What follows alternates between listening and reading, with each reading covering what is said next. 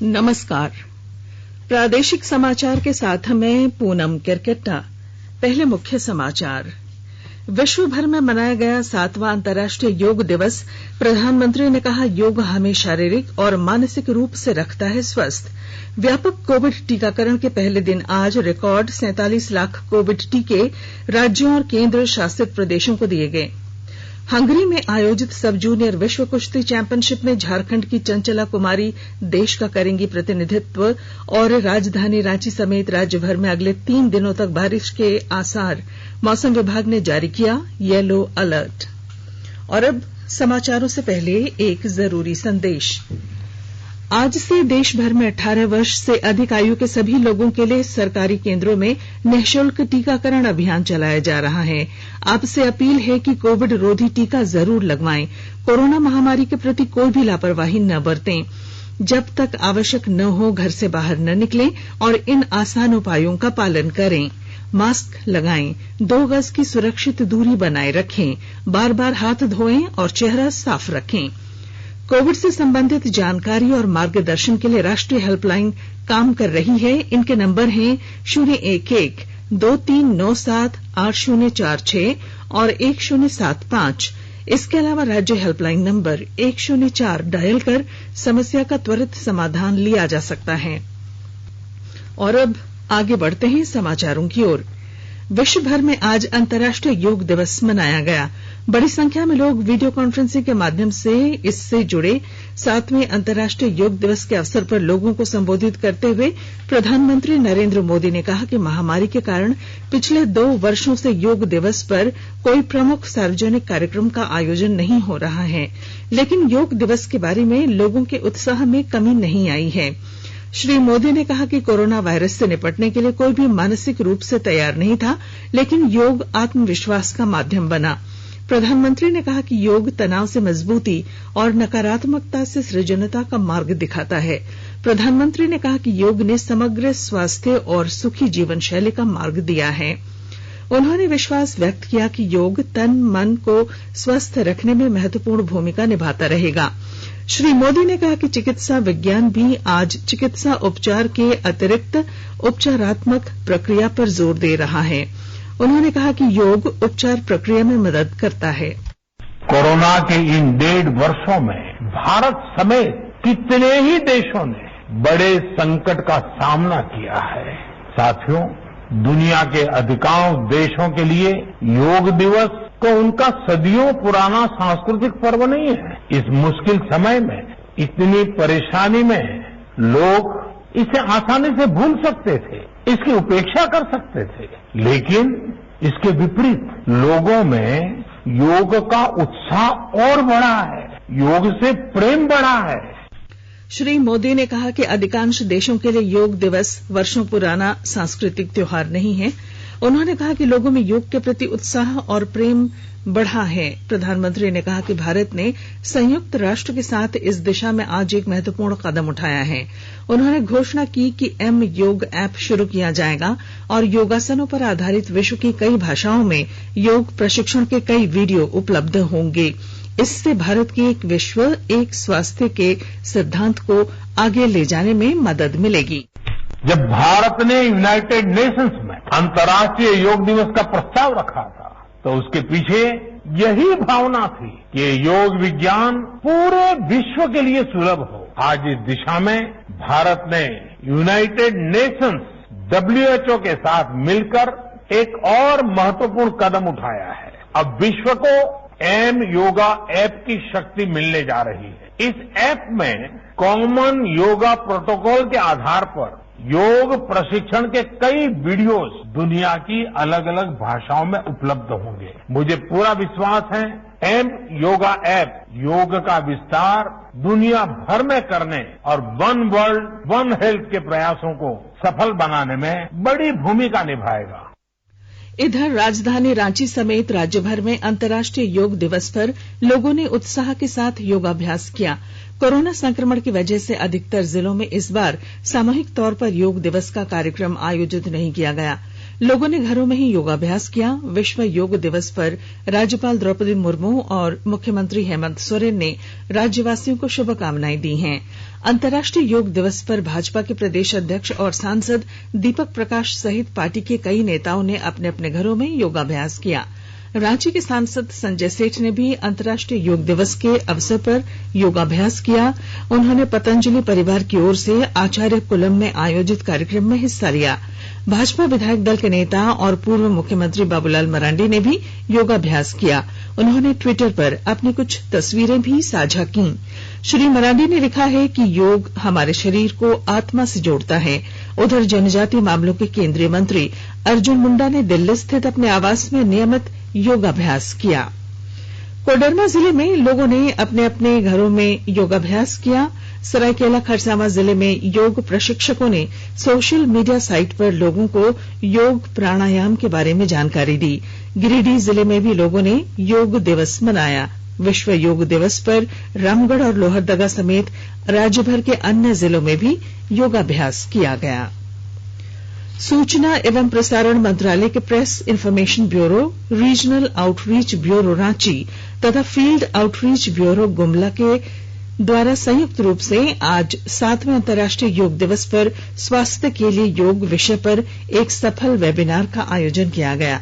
Webinar की अध्यक्षता करते हुए पीआईबी आरओबी रांची के अपर महानिदेशक अरिमर्दन सिंह ने कहा कि योग अपने आप में एक संपूर्ण जीवन शैली है। यह हमारे आहार विहार, आचार तथा विचार की समग्रता को दर्शाता है। कोविड टीकाकरण के संशोधित दिशा निर्देशों को लागू करने के पहले दिन आज रिकॉर्ड 47 लाख कोविड टीके राज्यों और केंद्र शासित प्रदेशों को दिए गए। केंद्र सरकार ने 18 वर्ष से अधिक आयु वर्ग के लोगों के लिए मुफ्त टीकाकरण अभियान आज से शुरू किया है। इसका मुख्य उद्देश्य प्रतिदिन होने वाले टीकाकरण की गति को रफ्तार देना है। 18 वर्ष से अधिक उम्र के लोग किसी भी सरकारी टीकाकरण केंद्र पर मुफ्त टीका लगवा सकते हैं। केंद्र सरकार कुल टीका उत्पादन का 75% राज्य सरकारों को निःशुल्क उपलब्ध कराएगी। किसी भी राज्य सरकार को टीकाकरण के लिए कोई राशि खर्च नहीं करनी होगी। सरकारी और निजी सभी तरह के टीकाकरण केंद्रों पर अब पंजीकरण की सुविधा उपलब्ध होगी। कोविन ऐप पर पंजीकरण अब अनिवार्य नहीं है। झारखंड सरकार ने टीकाकरण केंद्रों पर फोटो युक्त पहचान पत्र के तौर पर राशन कार्ड का उपयोग करने के आदेश जारी किए हैं। राज्य में सभी आयु वर्ग के लोगों के लिए आज से शुरू हुए व्यापक टीकाकरण अभियान को ध्यान में रखते हुए ये फैसला किया है।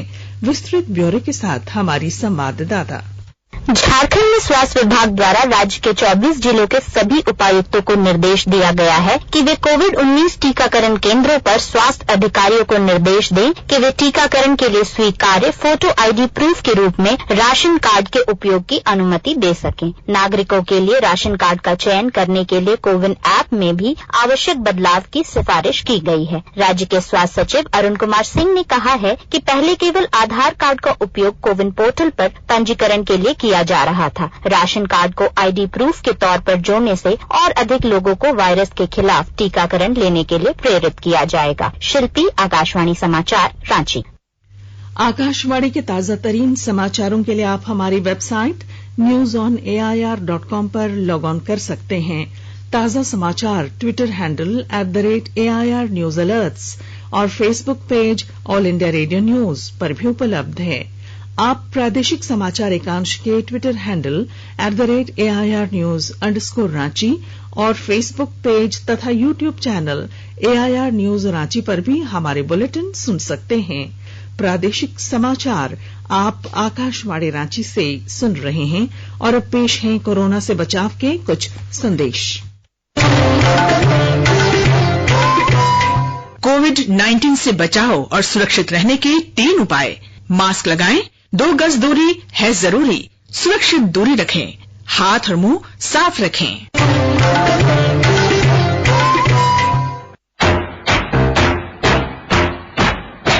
चलो मिलकर एक शुरुआत करें, चलो एक फैसला आज करें, मास्क नहीं तो टोकेंगे, कोरोना को रोकेंगे, चलो एक वादा करते हैं, चलो एक वादा करते हैं,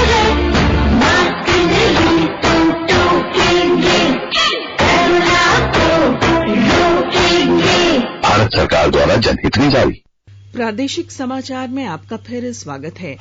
हंगरी के बुडापेस्ट में 19 से 25 जुलाई तक आयोजित होने वाली सब जूनियर विश्व कुश्ती चैंपियनशिप के लिए भारतीय कुश्ती टीम में झारखंड की महिला पहलवान चंचला कुमारी का चयन किया गया।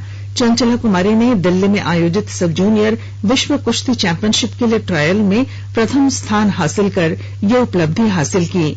आज दिल्ली के इंदिरा गांधी इंडोर स्टेडियम में भारतीय कुश्ती महासंघ द्वारा आयोजित चयन ट्रायल में चंचला ने अपने सभी प्रतिद्वंदियों को परास्त कर सब जूनियर विश्व चैंपियनशिप के लिए क्वालिफाई कर लिया, जो झारखंड के इतिहास में पहली बार होगा जब किसी पहलवान का विश्व कप चैंपियनशिप के लिए चयन किया गया है। गुरु तेग बहादुर के 400वें प्रकाश पर्व के अवसर पर आज जमशेदपुर स्थित महिला कॉलेज में राज्य स्तरीय निबंध प्रतियोगिता का ऑनलाइन पुरस्कार सह सम्मान समारोह आयोजित किया गया, जिसमें राज्यपाल द्रौपदी मुर्मू, जनजातीय मामलों के केंद्रीय मंत्री अर्जुन मुंडा और श्री हर मंदिर पटना साहिब तख्त के उपाध्यक्ष सरदार इंद्रजीत सिंह वर्चुअल माध्यम से उपस्थित हुए। मौके पर राज्यपाल ने कहा कि गुरु तेग बहादुर के आदर्शों तथा उनके जीवन दर्शन से हमें शांति, क्षमा और सहनशीलता का भी संदेश मिलता है। अगले महीने से ट्रेनों की संख्या और बढ़ाई जा सकती है और जनरल टिकट पर सफर की अनुमति का दायरा बढ़ सकता है। विस्तृत ब्यौरे के साथ हमारे धनबाद संवाददाता। धनबाद रेल मंडल ने अलग अलग हिस्से के 22 छोटे स्टेशनों पर ठेके पर जनरल टिकट जारी करने के लिए टेंडर निकाला है। 14 जून से ही टेंडर की प्रक्रिया जारी है। 4 जुलाई तक आवेदन का मौका दिया गया है। 5 जुलाई को टेंडर जारी हो जाएगा, यानी जुलाई के पहले हफ्ते के बाद से जनरल टिकट मिलने की पूरी संभावना है। गौरतलब है कि रेलवे अभी चुनिंदा ट्रेनों में ही जनरल टिकट पर यात्रा की अनुमति दे रही है। धनबाद से गुजरने वाली कुछ पैसेंजर ट्रेनों में जनरल टिकट के साथ यात्रा की जा सकती है, जबकि मेल, एक्सप्रेस और लंबी दूरी की ट्रेनों में सेकंड सिटिंग का टिकट पहले से बुक कराकर सफर करना पड़ रहा है। इससे एक ओर जहां रेलवे की आमदनी प्रभावित हुई है, वहीं दूसरी ओर आम यात्रियों को भी काफी परेशानी झेलनी पड़ रही है। यही वजह है कि परिस्थिति सामान्य होने पर धीरे धीरे पहले की तरह जनरल टिकट पर सफर की संभावनाएं तलाशी जा रही हैं। दीपक, आकाशवाणी समाचार, धनबाद। राजमहल विधानसभा क्षेत्र के पूर्व विधायक अरुण मंडल का निधन हो गया है। अरुण मंडल के निधन पर मुख्यमंत्री हेमंत सोरेन और विधानसभा अध्यक्ष रविन्द्र नाथ महतो समेत कई नेताओं ने शोक व्यक्त किया है। चतरा इटखोरी मार्ग पर देर रात 2 बाइक की टक्कर में दर्दनाक सड़क हादसे में 2 युवकों की मौत हो गई, वहीं तीसरा युवक गंभीर रूप से घायल हो गया है। घटना की सूचना मिलते ही सदर थाना प्रभारी लव कुमार मौके पर पहुंचे और ग्रामीणों के सहयोग से घायल युवक को उपचार के लिए सदर अस्पताल में भर्ती करा दिया है। और अब मौसम। राज्य में इस वर्ष सामान्य से अधिक वर्षा रिकॉर्ड की गई है। राज्य के सभी 24 जिलों में औसतन 219.8 मिलीमीटर वर्षा दर्ज की गई। मौसम विभाग के अनुसार राज्य में सभी जिले पिछले वर्ष की तुलना में 104% अधिक बारिश हुई है। पलामू प्रमंडल हर वर्ष सूखाग्रस्त इलाकों में शामिल रहता है, लेकिन सभी 3 जिलों में इस वर्ष सामान्य से 103% अधिक बारिश दर्ज की गई है। वहीं उत्तरी छोटानागपुर प्रमंडल के सभी 7 जिलों में नदियों का जलस्तर काफी बढ़ गया है। मौसम विभाग के अनुसार अगले 3 दिनों तक पूरे राज्य में येलो अलर्ट जारी किया गया है। पूरे क्षेत्र में व्यापक तौर पर बारिश होने के साथ साथ वज्रपात का भी पूर्वानुमान जताया गया है। और अब अंत में मुख्य समाचार। विश्व भर में मनाया गया 7वां अंतर्राष्ट्रीय योग दिवस। प्रधानमंत्री ने कहा, योग हमें शारीरिक और मानसिक रूप से रखता है स्वस्थ। व्यापक कोविड टीकाकरण के पहले दिन आज रिकॉर्ड 47 लाख कोविड टीके राज्यों और केंद्र शासित प्रदेशों को दिए गए।